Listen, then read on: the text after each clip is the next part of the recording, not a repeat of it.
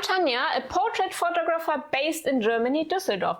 And today I want to tell you the very strange story of how photography found me. Yes, found me.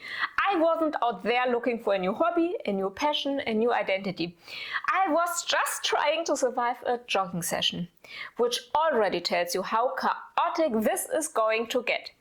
So, picture this, pandemic times, short-time work, lots of free hours, and me deciding to go jogging. A decision nobody saw coming, least of all me.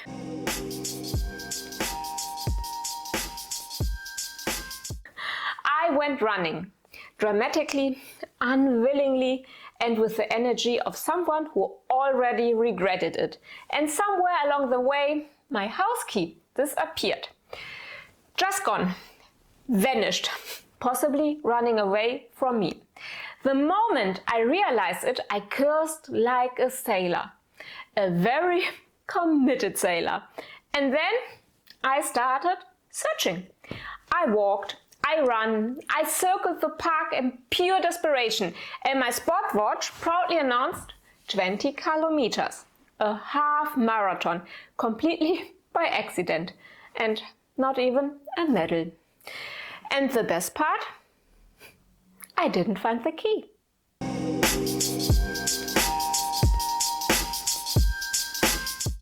But here's where things get interesting. Because I roughly knew the area where it could be, I came back the next day. And the next day, and the next one. Not because I love jogging, let's be clear, I don't. I hate it very, very passionately, but because I needed that key. And while looking down, scanning the ground like a crime scene investigator with very bad posture, I suddenly started noticing things.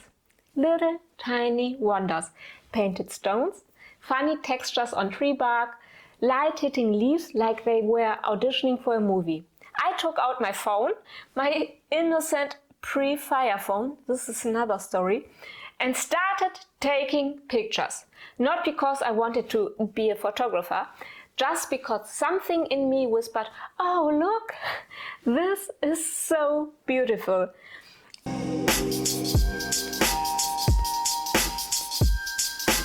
And that little whisper became a habit.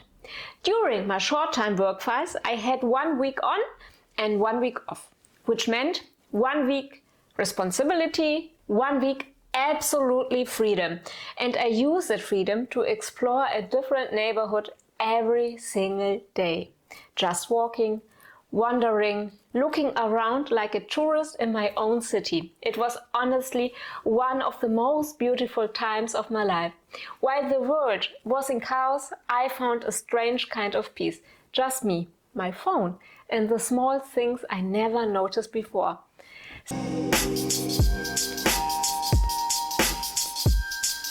Since I didn't have Instagram at the time, because of course I didn't, I posted my pictures in my WhatsApp status. Yes, the birthplace of my photography career was WhatsApp. And people kept telling me, oh, these are really beautiful, which absolutely shocked me, because I wasn't even sure what I was doing. But those little comments felt like tiny superpowers. At some point, I even borrowed a smartphone photography book from the library. Yes. And then I discovered Snapseed. A very dangerous combination. My edits were wild. Very extreme colors, extreme contrast, saturation at 300%. Every picture looked like a unicorn explosion. But hey, we all start somewhere. And I was having the time of my life. Then something shifted.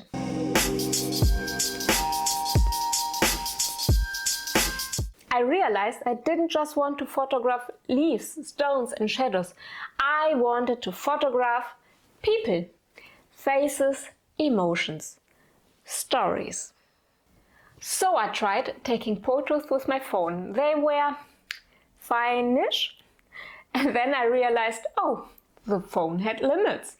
I needed a real camera. Around that time, my friend Fereshta, already a hobby photographer, took photos of me. Watching her work is seeing how she played with light, how she created atmosphere. I just knew I want to do this.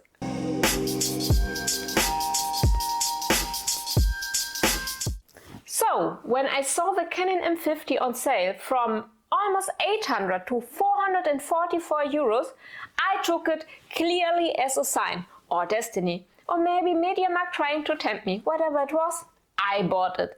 And then came my first real portrait session, with Fereshta as my model. I looked through the viewfinder for the very first time, and it felt like stepping into another universe. The world looked different, more intentional, more magical, more mine. In that moment I knew photography had found me, not the other way around.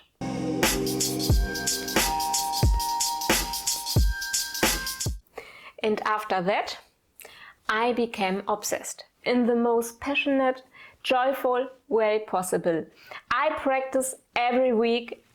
I took countless self-portraits. Honestly, I was my own full-time model.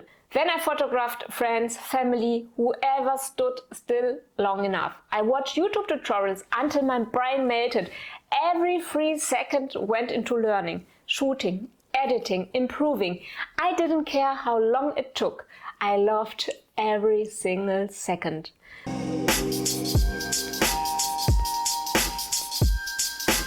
So, if you ever think you are too old, too late, too untalented, too busy, or too not creative, please remember this. I was almost 40. I hated jogging. I lost a key. My phone literally caught fire. I didn't even take photos on vacations, and somehow here I am, a portrait photographer. Sometimes creativity doesn't wait for you to be ready.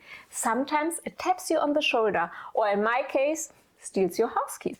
And if you want to see where this whole journey led me and how I photograph today, just click on the next video. I would love to show you how far that lost key has taken me. Bye, see you next week.